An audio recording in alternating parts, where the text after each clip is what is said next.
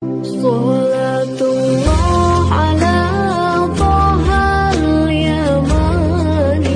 tuanya. Tetapi kalau sudah punya suami, maka wajib baginya itu taat kepada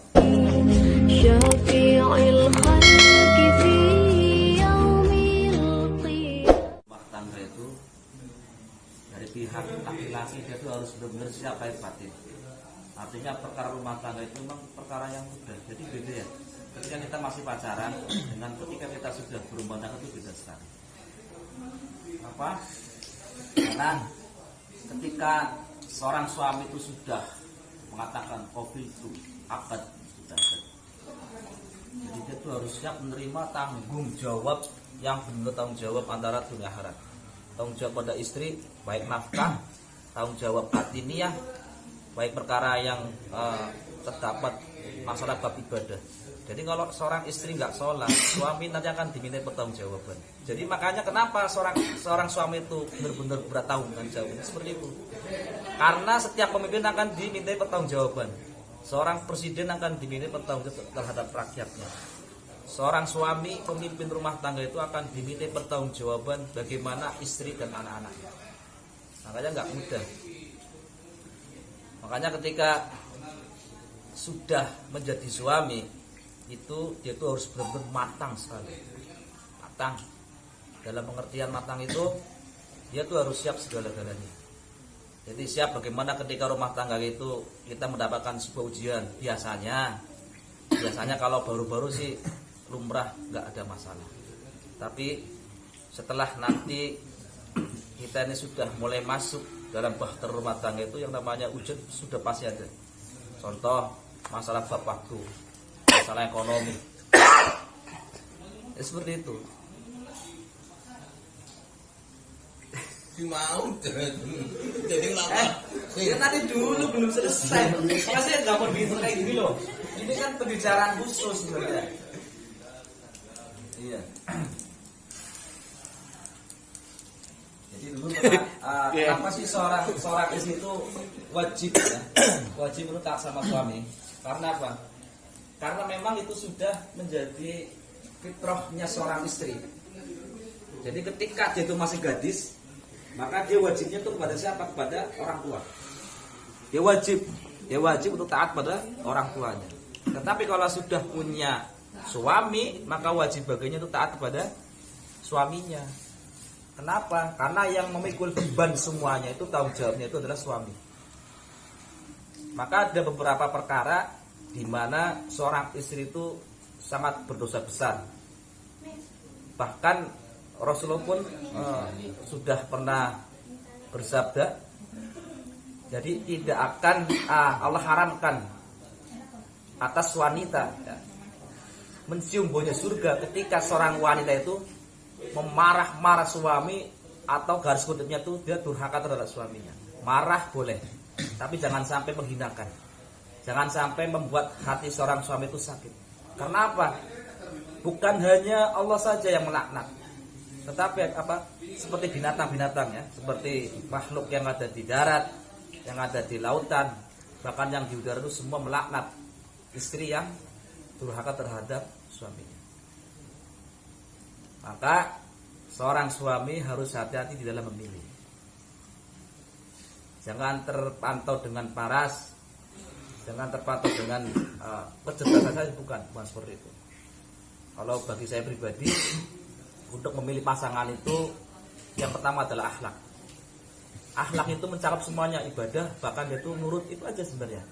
Kalau cantik, gak cantik bisa dipoles. Yang penting tebel dompetnya. Ada cuannya. Iya, makanya kalau ada istri kita ini jelek, kamu jangan banyak ini, jangan oh jelek temen sih orang dandan, jangan langsung menyalahkan, oh pun ingin perawat dandan, kok jadi saya kira dandan. Sampai kurang. Ya itu kita harus introspeksi diri lah. Pernah nggak sih kita ngasih buat beli bedak, sedekah sama istri? Jadi namanya sedekah itu bukan cuma sama orang-orang saya, tapi sama istri pun sedekah, kayak beli kosmetik dan lain sebagainya, jadi lebih. Jadi jangan nuntutlah seperti itu. Bahkan sampai Rasulullah pun mengatakan kalau memang dibolehkan manusia itu bersujud kepada manusia, Maka Rasul akan perintahkan sahabat Nabi itu, para istri sahabat itu untuk bersujud pada suami. Itu saking tanggung jawabnya besar suami, derajatnya lebih tinggi dari suami. Pokoknya suami derajatnya lebih tinggi. Mau itu perempuannya itu dia itu pintar, cerdas, dia alim apapun, tetap kalau sudah bersuami dia harus tunduk dan taat pada suami. Wah, berarti nggak boleh dong kita ini. Boleh, silakan kalau memang suami kita salah, ingatkan. Itu pun cara mengingatkan dengan hikmat, bukan dengan emosional, bukan. Jadi harus bisa mengimbangi. Terus apalagi seorang istri, kadang-kadang kan kehidupan sehari-hari kita kadang ada yang namanya kita bisa bikin kesel, yang mungkin isi tiba-tiba cemberut. Jangan sampai melebihi dari 3 hari.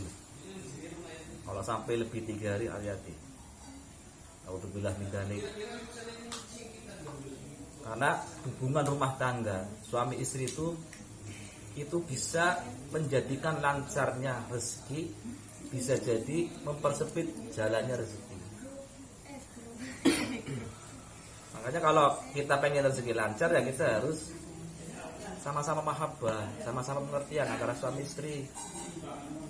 Yang suami jangan mentang-mentang sudah kerja capek ya, merasa jadi suami tanggung jawabnya besar, kita soleh pengen jadi raja. Jangan. Kita nyuruh istri juga hati-hati. Semua dia yang biasa bikin kopi, jangan jadikan istri seperti pembantu. Ingat, istri itu bukan pembantu kita. Istri bukan pembantu. Kita lihat dulu, kalau emang istri sedang capek, kita lihat. Kalau emang sekedar bikin kopi, kita bikin sendiri. Jadi jangan egois dalam rumah tangga. Kayak istri pun sama juga. Oh, capek ini dan lain sebagainya, itu sudah resiko seorang istri. Oh, saya bekerja. Bekerja itu wajibnya adalah suami, bukan istri. Ya. Bukan tanggung jawabnya seorang istri, tapi tanggung jawabnya seorang suami. Tugasnya seorang istri itu adalah bagaimana dia itu bisa pada suami untuk mencari keridhaan Allah. Karena kalau pada dasarnya orang berumah tangga itu untuk mencari keridhaan Allah, maka insyaallah sekeras apapun suami, sebejat apapun suami, sesusah-susahnya suami, dia itu akan ingat pada Allah. Oh ya, ini kan ujian. Karena suami pun ujian, istri pun ujian. Kalau saat ini suami ada yang istri bawel lumrah. Kalau bawel berarti masih sayang sama suami. Tapi kalau orang sudah mulai diam, maka hati-hati saja. Kalau orang sudah mulai diam, cuek, itu sudah lama hubungan itu sudah hambar. Ya. Jadi kalau memang kita punya tujuan untuk menikah, hal yang paling utama itu kita niatkan adalah untuk sunnah Rasulullah. Karena ibadah yang paling enak, ya, yang paling enak ini ibadah dulu, ini nikah. Sudah bisa merasakan nikmatnya surga dunia. Tetapi harus ingat, rumah tangga bukan cuma itu aja. Nanti akan ada yang namanya punya anak, beda lagi. Nanti akan diuji kesabaran. Kenapa? Karena orang menikah itu dia itu menggabungkan antara dua kelompok, dua keluarga menjadi satu. Ya. Kalau kita sebagai suami, maka anggaplah orang tua istri itu adalah orang tua kita. Saudara istri adalah saudara kita. Kalau kita jadi seorang istri, sama. Ya, kita anggap orang tua suami juga adalah orang tua kita. Saudara suami adalah saudara kita. Jangan kita ini membedakan. Ya, ketika ada orang tua kita sambut dengan baik-baik, tapi ketika sama mertua kita malah ngomongin. Hati-hati nih. Karena yang namanya orang tua kalau sudah rumah tangga, orang tua ya mertua ya sama. Makanya mertua itu mertua sama. Maka sebagai seorang istri yang baik, istri calon-calon penghuni surga itu ketika seorang suami itu memerintahkan sesuatu, maka pasti dia akan menurutinya. Karena pernah dikisahkan Rasulullah ya, para sahabat, meskipun dia itu berada dalam punggung unta, kalau suaminya pengen ya wajib baginya untuk menghampiri. Kita mau pengen apa ini nek begitu ngundang ya kudu manut bahasanya. Seorang perempuan mau dari ibadahnya kuat, tahfiz Quran, mau sholat sunnahnya kuat, mau amaliyahnya kuat, tapi kalau sama suami dan taat, semuanya hancur, sia-sia jenengan. Sekarang jenengan puasa Senin Kemis, hukumnya apa? Sunnah. Kalau suami nggak boleh, haram hukumnya. Perkara sunnah, tapi kalau suami nggak boleh, ya jangan. Haram itu seperti itu. Jadi seorang suami tahu wajibnya itu puasa kan sunnah. Tapi kalau suaminya itu jangan, karena nanti mau ini apa gimana kan nggak tahu suami keperluannya, itu janganlah. Kalau yang nggak dapat ini nggak boleh. Bukannya mendapatkan pahala, malah mendapatkan laknat. Berbeda dengan sebuah kewajiban. Kalau memang puasa Ramadan wajib, ya istri suami ya harus nyuruh malah. Tapi kalau puasa sunnah kayak pengajian itu, kalau suami nggak boleh, jangan. Jadi artinya adalah seorang suami itu benar-benar harus kita taati, ya, supaya kita ini bisa mudah untuk masuk surganya Allah. Amin. Kadang-kadang yang sering itu terjadi di kalangan kita sekarang ini, biasanya nih ya, kalau dalam bab rumah tangga itu sebenarnya ujian rumah tangga itu berbolak-balik sebenarnya. Kadang-kadang suami baik, istri baik, kadang-kadang anak nakal. Kadang-kadang suami istri baik, anak baik, kadang-kadang ekonomi diuji. Yang tadinya kerja lancar tiba-tiba dipecatkah atau bangkrutkah, diuji dengan ekonomi. Ketika ekonomi baik, anak istri suami baik, maka akan datang lagi yang namanya ujian sakit. Ketika semua baik semua, maka datang lagi akan diuji dari orang tua kita. Orang tua kita baik dan semua baik, akan tambah lagi apa? Mertua kita, nanti dari saudara kita, semua akan berbolak-balik seperti itu. Itu makanya rumah tangga tuh siap-siap. Kalau kita cinta sama istri, ya kita harus bukan cuma sekedar cinta sama istri saja, tapi harus sama keluarganya. Begitupun istri.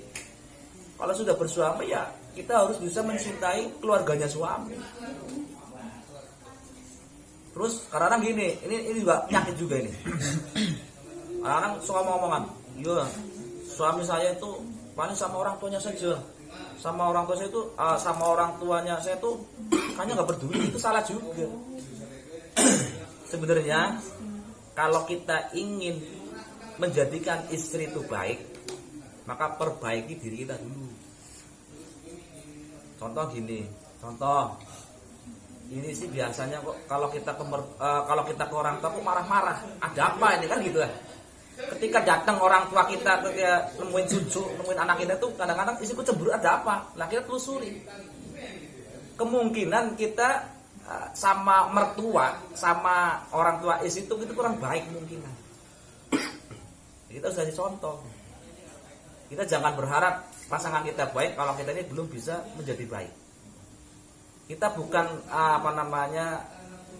ngasih contoh, bukan, tapi kita menjadi contoh, ya. Jadi kalau pasangan kita pengen baik, ya kita harus baiki dulu. Insya Allah Allah akan perbaiki istri kita. Seorang istri, ingat, istri itu ada 3 perkara. Ada 3 perkara di mana istri itu akan senang sekali. Apa 3 perkara itu? 3 perkara itu, yang pertama adalah dipuji. Seorang istri kalau kita puji, senang banget. Walaupun dia itu lebay bahasanya. Mama cantik banget. Sayang, manis nemen ya. Kadang-kadang ngomong apa ya. Kadang-kadang lebay bahasanya itu suka malu-malu gitu. Tapi dia senang sekali. Coba kasih adus dandan di dalam, ya Allah, masya Allah, bidadari surga. Ini salah satunya. Yang keduanya, mahabbah, kasih sayang, diperhatikan. Kita jangan mentang-mentang menjadi seorang suami kemudian kita semena-mena terhadap istri. Bahasanya gini, wah ini video kita naik bahasanya, pengen ansul-ansulan, kita lihat dulu istri kita sakit, capek enggak. Kita lihat dulu, walaupun itu haknya seorang suami, kewajiban seorang suami, dan kewajiban seorang istri untuk melayani suami, tapi kita lihat dulu barangkali dia capek lelah ngurusin anak-anak kita, barangkali dia itu memang punya penyakit yang memang mudah lemah. Jadi jangan sampai kita ini semena-mena lantaran nafsu kita pengen seperti itu sehingga istri dipaksa, apa enaknya berhubungan dengan sesuatu yang dipaksakan, ya kan? Ya seperti itu. Kemudian apa? Yang ketiganya itu setelah kasih sayang, yang ketiganya itu adalah apa sih namanya, dikasih. Ngasih. Istri itu kalau dikasih senang. Contoh, makanya harus tahu karakter istri. Setidaknya kita tahu kesenangan dia. Apa kesenangan dia? Makanan apa? Sekali-kali kita bawakan makanan kesukaan dia. Senang sekali. Amalnya kalau ketika ulang tahun kasih kado lah, insya Allah dia senang. Seperti itu. Jadi kalau pengen suami istrinya baik, ya suami harus memperbaiki. Kalau pengen suaminya baik, istri perbaiki diri, dan istri pengen baik, suami harus perbaiki diri. Jadi jangan egois, karena namanya sebuah hubungan kalau menonjolkan keegoisan hancur. Merasa paling sih, nyong kan selemen, nyong kerja kayak bak kesel. Sama istri juga capek, apalagi saya sudah kerja, capek. Tapi kalau semuanya diniatkan dengan ibadah, maka insya Allah semua akan tenang. Semua diniatkan karena Allah, insya Allah akan menikmati. Contoh gini aja, kalau kita mempunyai sebuah pekerjaan, taruhlah nyuci. Kalau hati kita nih senang awalnya, hati kita tuh ya enjoy aja gitu. Jangankan 1 bak, 5 bak pun ayo, itu kita. Tapi kalau sudah kesel, sebel, jangan 5 bak, setengah bak aja udah males. Karena apa? Capek sudah habis duluan karena emosional kita. Pokoknya dalam rumah tangga saya pesankan itu, ingat berkasih sayang. Kemudian apa sih namanya, perhatian. Ya. Kemudian jangan egois. Yang terutama adalah jangan jadikan istri kita seperti pembantu. Istri kita bukan pembantu kita. Istri kita itu adalah pasangan kita. Jadi kita saling melengkapi sebenarnya. Kekurangan istri kita perbaiki, kita tambahkan, yang bolong-bolong kita sempurnakan. Begitupun dengan suami. Suami, kekurangan suami, istri pun harus bisa menambahi. Ketika ingin menegur suami, ingat perempuan. Ya, ingat perempuan. Kadang-kadang yang namanya emosional mungkin sedang haid atau sedang ada masalah. Kedua yang ngoceng ke salah-salah. On model pelitok. Orang bisa kayak aneh, model pelitok. Sampai bahas seperti itulah. Hati-hati loh, bener itu, jangan sampai itu. Terus usahakanlah suami istri paling tidak itu lebih romantis lagi. Karena apa? Satu suapan yang suami kasih, ya, yang suami kasihkan kepada istri, satu suapan saja itu paling bisa kita melakukan haji sebenarnya. Satu pelukan saja disuapin. Sering pula. Ya iya. Itu sebenarnya. Makanya kenapa harus begitu sih? Untuk menyatukan tas, maka kita gunakan lem. Untuk menyatukan sebuah bangunan, maka kita gunakan, untuk menyatukan pasir, ya, maka kita gunakan pasir dengan semen. Ya, ada semennya. Untuk menyatukan sebuah kayu, kita bisa gunakan paku. Dan untuk menyatukan hati manusia, maka seringkali kita duduk bersama dan lebih akrab lagi.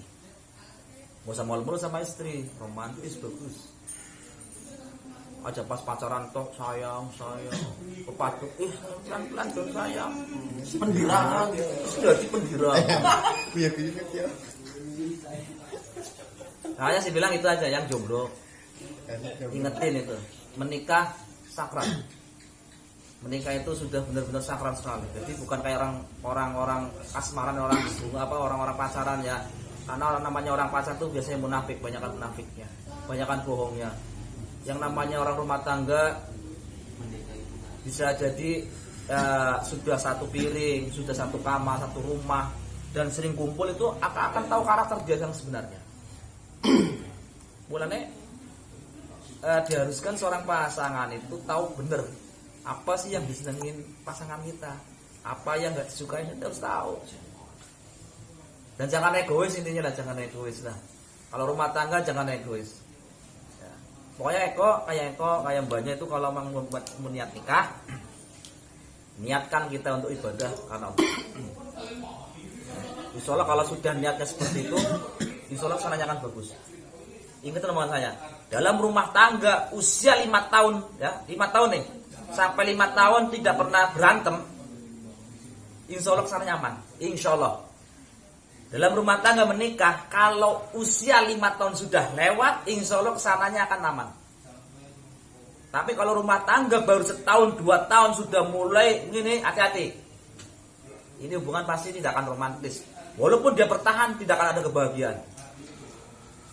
Kenapa sih harus 5 tahun? Ya 5 tahun, karena karakter manusia sudah dibentuk dengan 5 tahun tadi. Makanya harus hati-hati, ingat. Dalam rumah tangga jangan memikirkan egois. Jangan sampai saling merendahkan. Istri nggak boleh merendahkan suami, suami pun nggak boleh merendahkan istri. Kenapa? Kayak tadi kan saya bilang, istri bukan pelacur, bukan pembantu kita. Ya. Kadang-kadang seperti itu, suami egonya tinggi banget, mentang-mentang, wah saya dari ustadznya katanya pemimpin, kamu harus tunduk, kamu harus taat. Wah, tapi kitanya nggak berubah, salah. Kadang-kadang itu penyakitnya laki-laki seperti itu, egois. Merasa paling menang sendiri. Oh, nyung imam ke, wajib pun ke, wah harus ngajar pun durhaka pun. Wah, nggak boleh seperti itu laki-laki. Pokoknya laki-laki juga nggak boleh yang namanya kalah dengan istri. Ingat, dalam rumah tangga saya punya prinsip, kalau bab masalah ibadah, masalah akhirat, tidak ada namanya kompromi dalam masa itu, ya tidak kompromi. Tapi kalau mahabbah harus. Kita nyuci istri, nyuci daleman, kadang-kadang ada, oh hari nyuci daleman istrinya nanti kayaknya hidapan. Oh enggak.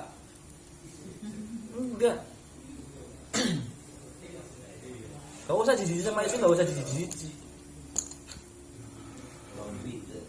Ya kan laundry. Iya seperti itu, karena kan kadang-kadang sosokan suami itu, kadang-kadang wah nyukur dan nemen loh. Yang lucunya itu gara-gara omongan temen.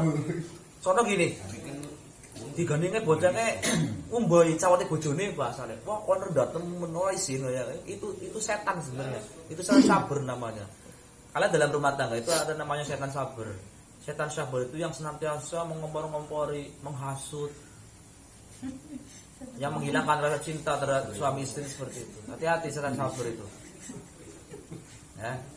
Istri yang mau saya bahas ini adalah bagaimana taatnya istri sama suami ini. Harus ingat nih, dengan repan sunai kenteng, ngajine kenteng, por-porana sodo kayak kuat, tapi lanang kendel, hati-hati. Apa namanya nujus? Tahu nujus? Nujus itu adalah dia itu yang memberikan apa sih namanya? Dia tuh yang menuntut secara berlebihan. Wis suruh gaji lanangnya semeneh kudu kayaki. Hati-hati. Ini nujus, nggak boleh tuh.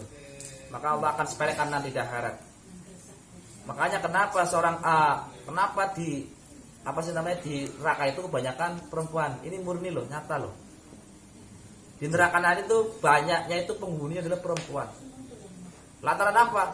Mereka sholat, haji, baca Quran, sedekah, puasa dan lain sebagainya.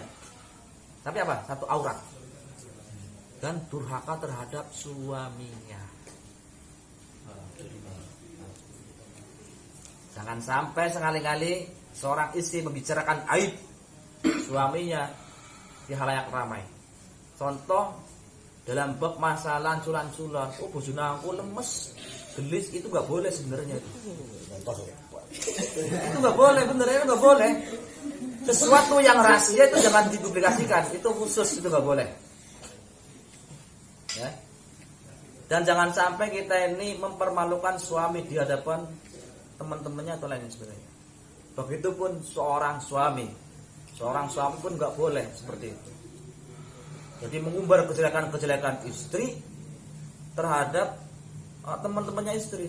Kecuali, nah ini kecualinya ada, terkecuali ketika kita ingin bercerita untuk sebuah motivasi atau untuk memperbaiki diri, kita boleh cerita sama seseorang yang kira-kira dia itu bisa memberikan nasihat, memberikan solusi. Contoh, kayak Mas Suput, orang bayi Mas berantem, sumpah pak, dedep gitu. Cerita apa yang sebenarnya terjadi, dia ceritakan harus blong.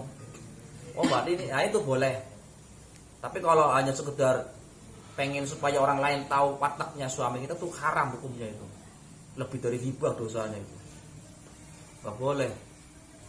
Ada rumah tangga itu ada bab privasi yang memang kita harus hati-hati dijaganya. Rumah tangga itu aurat sekali.